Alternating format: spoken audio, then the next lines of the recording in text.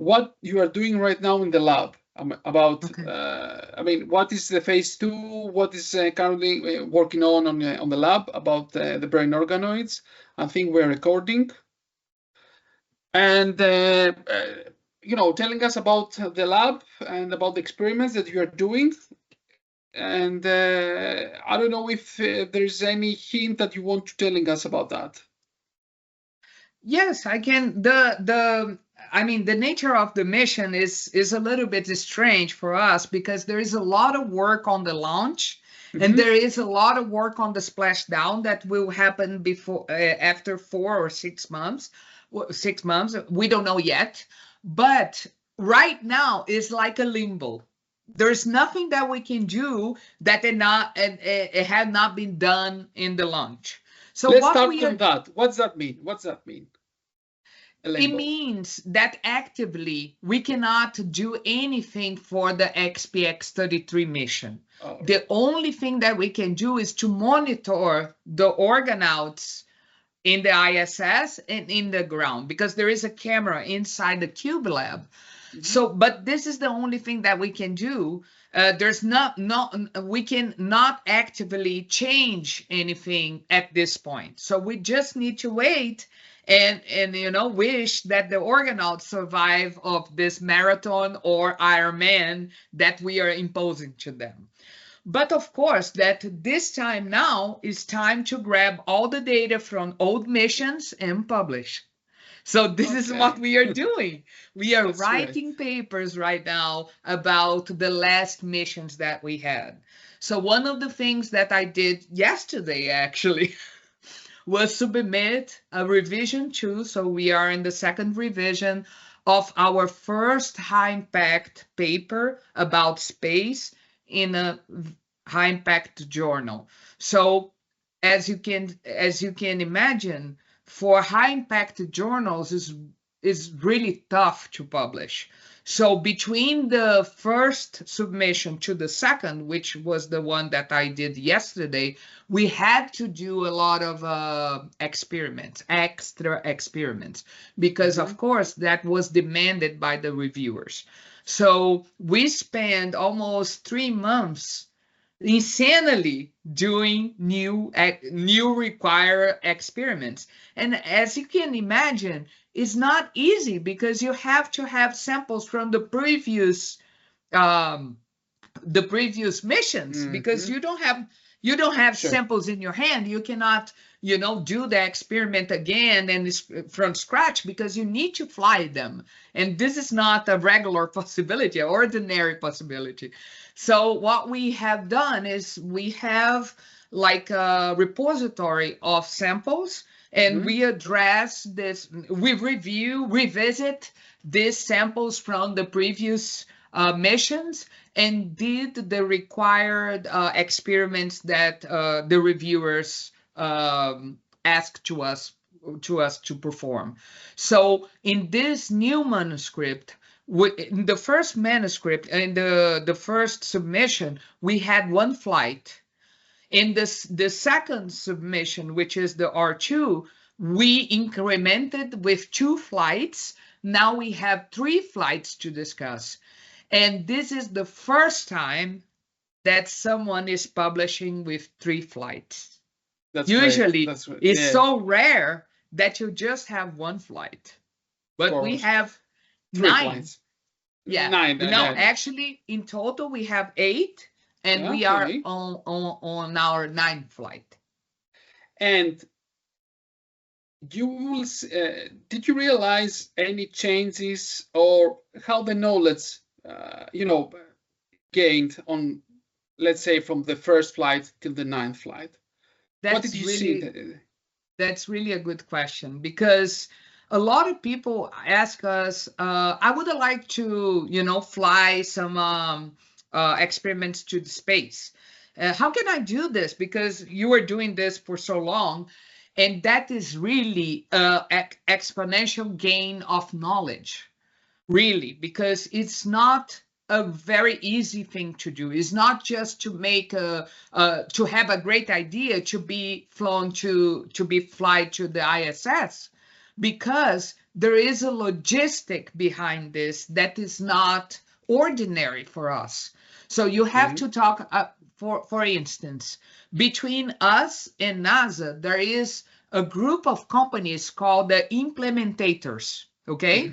In our case, we have been working a lot with Space Tango, which is implementator. So what they do, they create the Cube Labs, and they are our voices to NASA.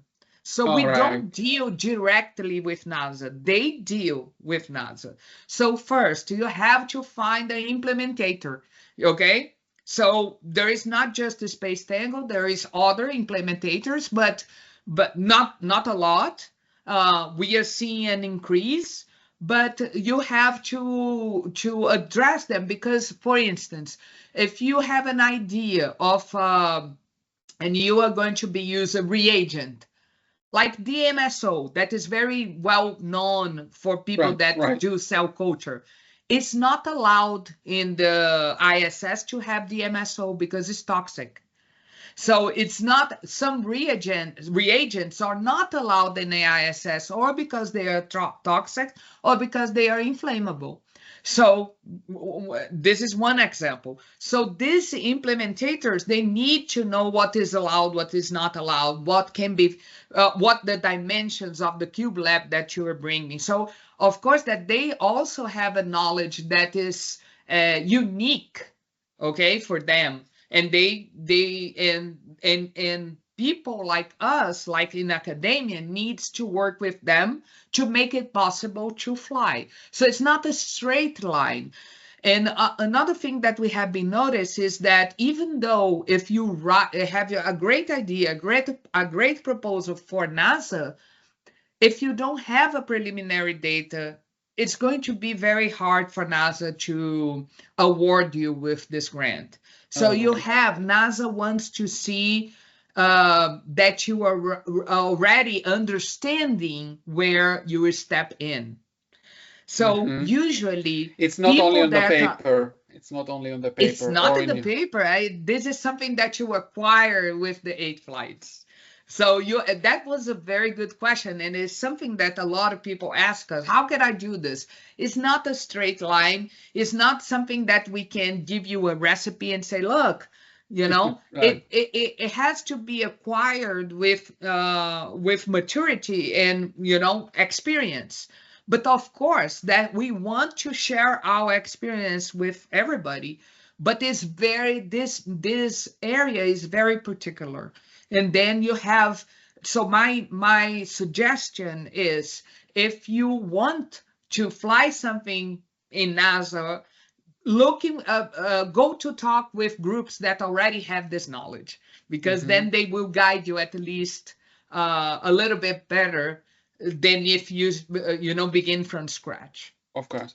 But once you have the preliminary data and once you have your first flights, I think the 9th or the 10th to be acquired is much more easier, right? I mean, it's from time to time. It has been like 3 flights that I can tell you we are 100% ready to go. You know, like it's been so. But of course, every knowledge, in every mission, you gain something. You know, and of course that we still have a lot of space to, not to correct, but to optimize.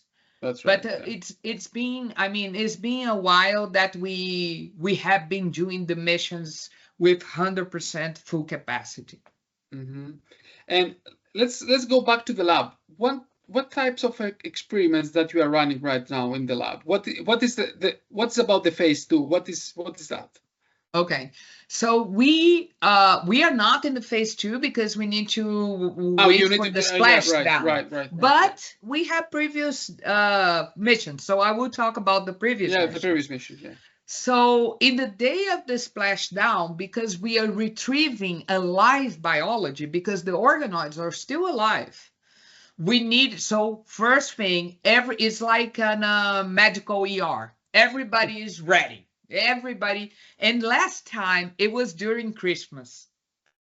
All right.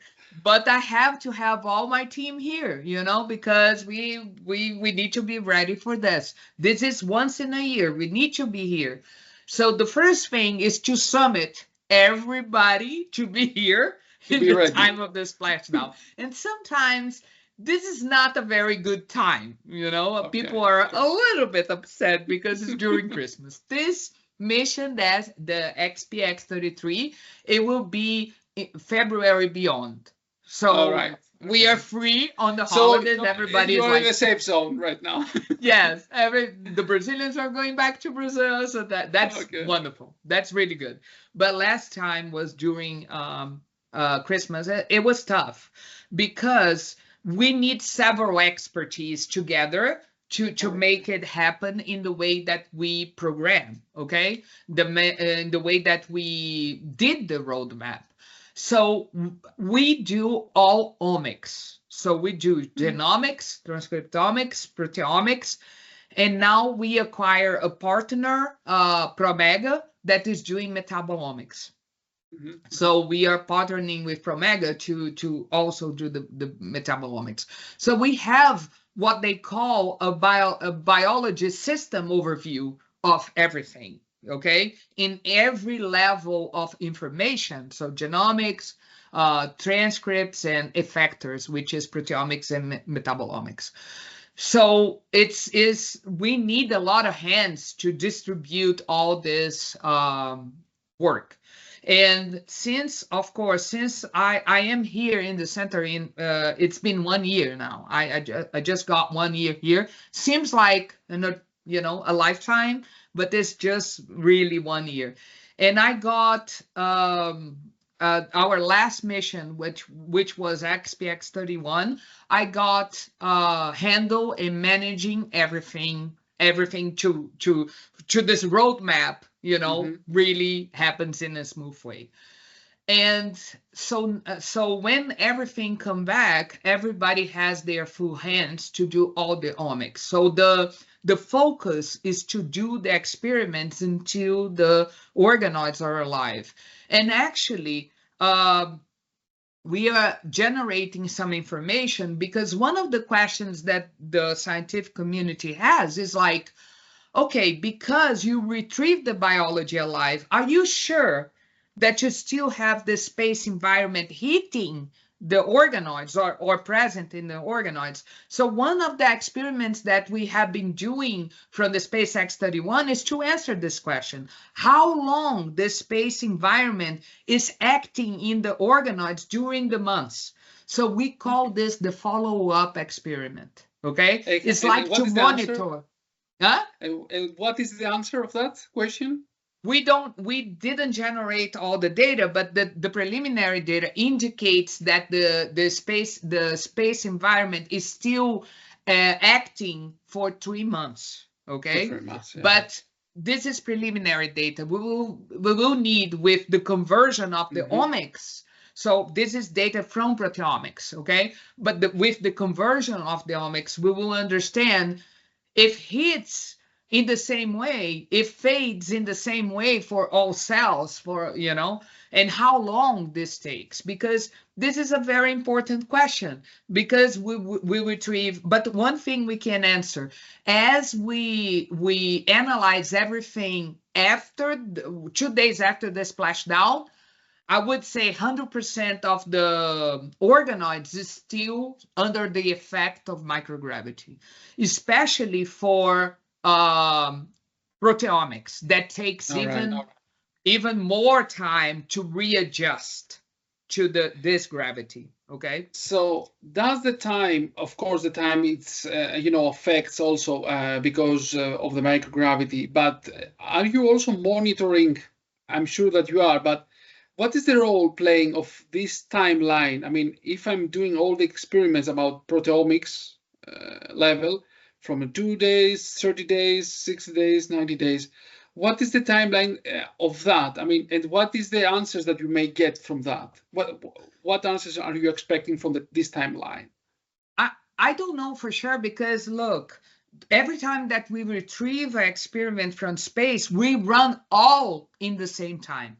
Okay? Okay. So only the follow-up and we consider a follow-up. It's like you have a patient, and then you have like an exam from today, and then after 1 month. So we consider a follow-up.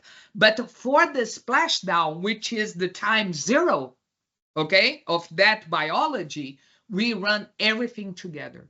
Okay, right. So there is no difference if it is transcriptomics, genomics, proteomics. This is why everybody submit from the team to be here, because we need a lot of hands. So on time zero, everything is running the same time frame. Okay.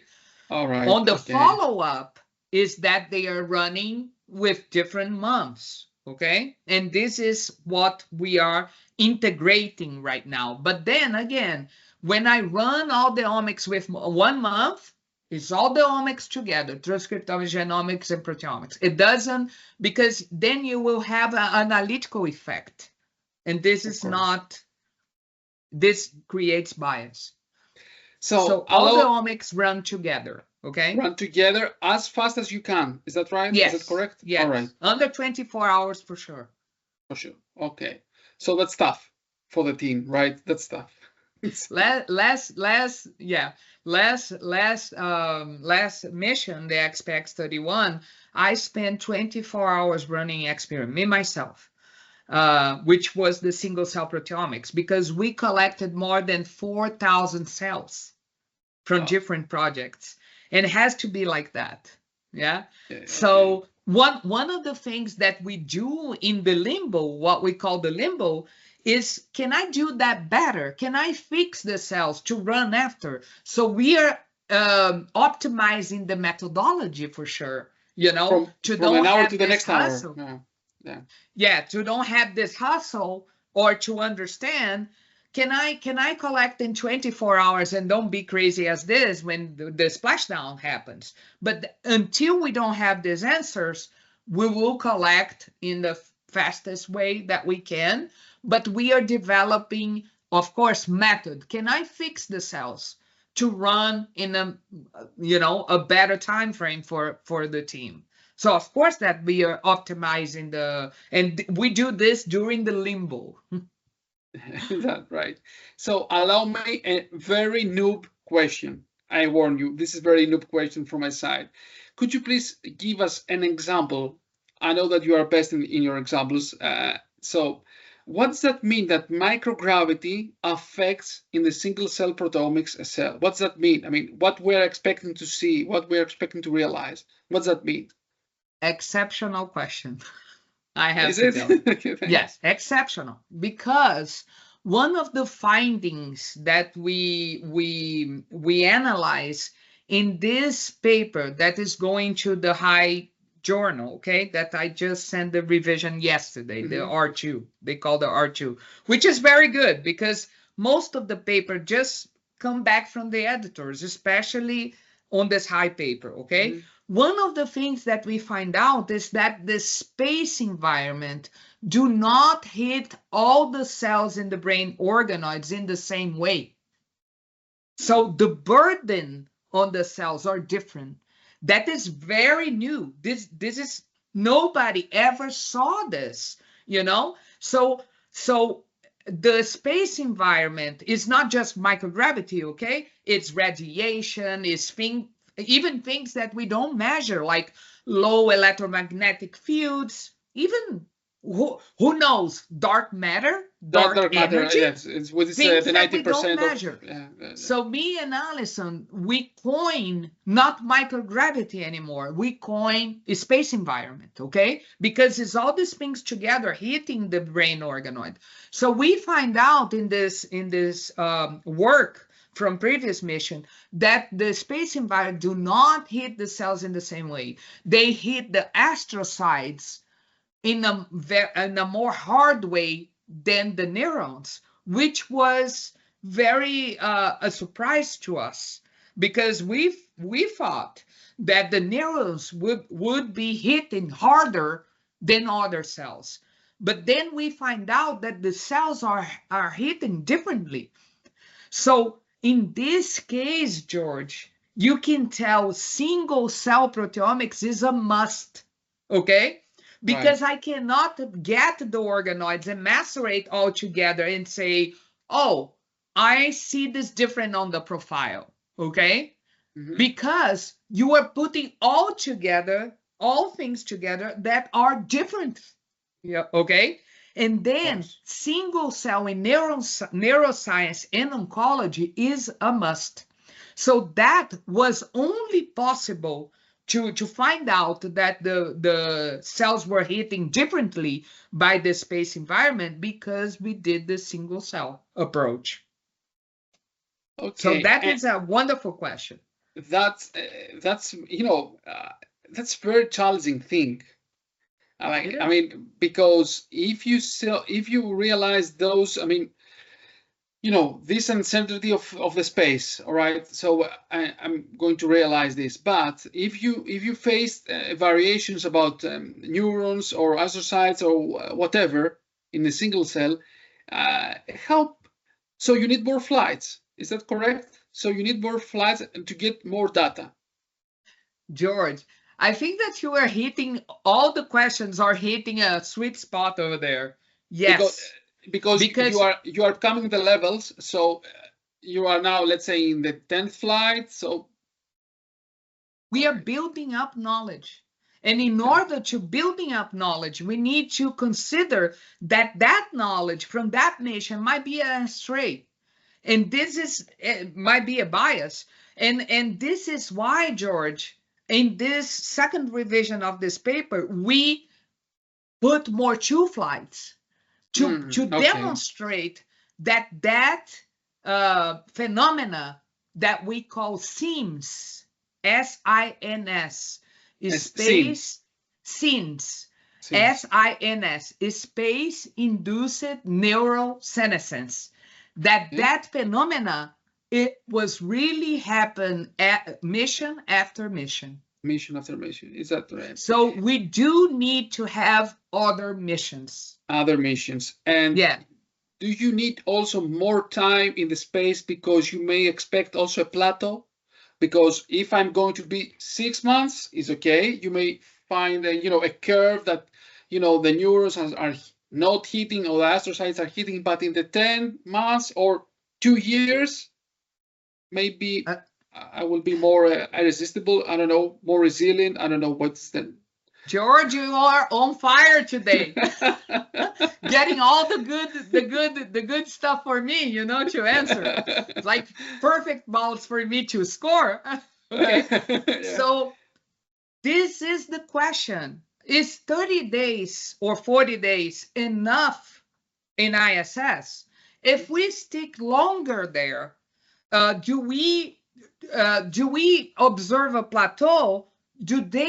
So the big question is, the brain organoids will adapt or not, or they will increasingly getting older. Okay, this is actually my bet with Alison Watry. Okay, he said, oh, the brain organoids will come back with 800 years, and I bet that they will adapt somehow. But this somehow we need to understand. Okay. And then are they plateauing, and we don't know. We don't have these answers. This is why this endurance flight is so important for the biology. This is going to be the first endurance flight ever. If I increase the time in the space environment, this derails, this arrangement will build up, or they will adapt and plateau and try to get in the, or they will fit, they will find a fitness and live like that. This is so important to answer, because are we going to Mars? If the answer is yes, and it seems to be yes, it seems to be yes. We need to know. We need to know if this will keep hitting on us, or somehow our cells that are very clever, and they will adapt to this new environment. So are you planning also to send a mission on the next Artemis 2 on the moon, or it's not relevant to you? It is. Also, Okay. because it's more distant. Because it's more distant yes, than us. It's more distant, and there are very fundamental questions. Can we maintain a experiment there? Can we even though, okay, we can maintain because the organoids will survive and everything, but can we send back what kind of data we can send back? Because there is no lab in the moon. So what can I do there? What is important to have there? So these are very important questions that could be answered by the Artemis mission in order for us to have a better understanding about Mars. So the moon is, in my opinion, is still being a very important step for us, because then we can understand better before going further. So it's like we need to prepare ourselves to going further, okay? Right. This is my opinion, okay, as a scientist. And I think that all the missions to the moon are important. And of course, we are with our eyes on this possibility as well as our eyes on the possibility to onboard a mission to Mars, okay, experiment to Mars. So we are trying to tackle on that too. Okay. Okay, you have our best wishes to accomplish the goal target. So let's go to, let's say, one or two final questions. All those experiments, I could realize why is it important about Mars, why is it important about the colonization of the Mars or whatever, but why is it so important? I want to emphasize this here in Earth. What we are expecting about that. George, again, you nailed. We, of course, the humans, since we were hominids, we look to the stars. We are by nature explorers, travelers. We are, for sure. Yeah. So for us to go to achieve things as the moon, as Mars, is somehow in our DNA, somehow embedded in our cells. Okay, we have always been like that, and we will keep being like that. We are explorers. But for us in this center, the most important thing is not just to achieve this dream to be explorers, but to address problems that are earthling problems. So you are right. Right now, we are embedding technologies in experiments that will answer about earthling diseases, as, for example, Alzheimer. As, for example, aging. We have one project that called Aging, that we send organoids in different ages, okay? All right.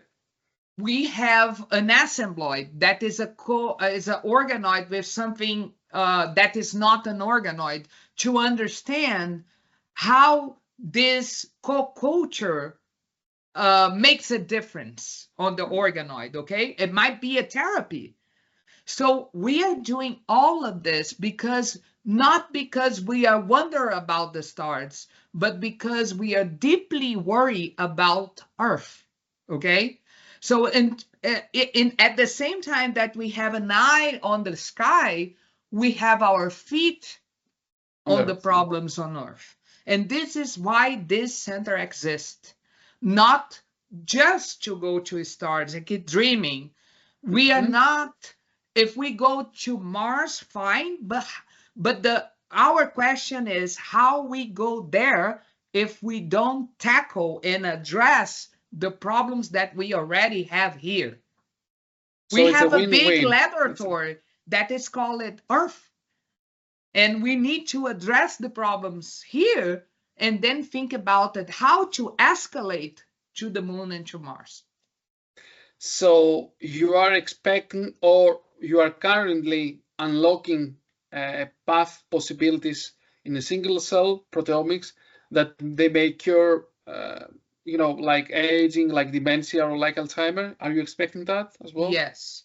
I would not say cure because it's a little bit strong, but at least shed a light, at least find a therapeutical target for these diseases. Okay. And of course, you are, leveraging the acceleration path of the space. So this is why you are sending samples over there. Okay. So we wish you well, Dr. Aline. Thank you very much for for keeping this in a very good, convenient shape in order to to get it and digest it. I'm not even I don't know, as a noob for the space or the whole thing, but you make all the things very clear to us. Thank you very much. Thank you, George, for this possibility again. It's always good to be here. And it's always good to show how amazed we are doing this, because you can tell that I'm super excited doing this experiment, but also to amaze other people over there, okay? Thank you so much for this opportunity, and thank you for your audience. Thank you very much, Aline, and I hope to see you soon in Greece, and we're expecting the paper. Okay, I will let you know as soon as we get there. Thank you very much. Thank you. See you, George. Bye. Bye.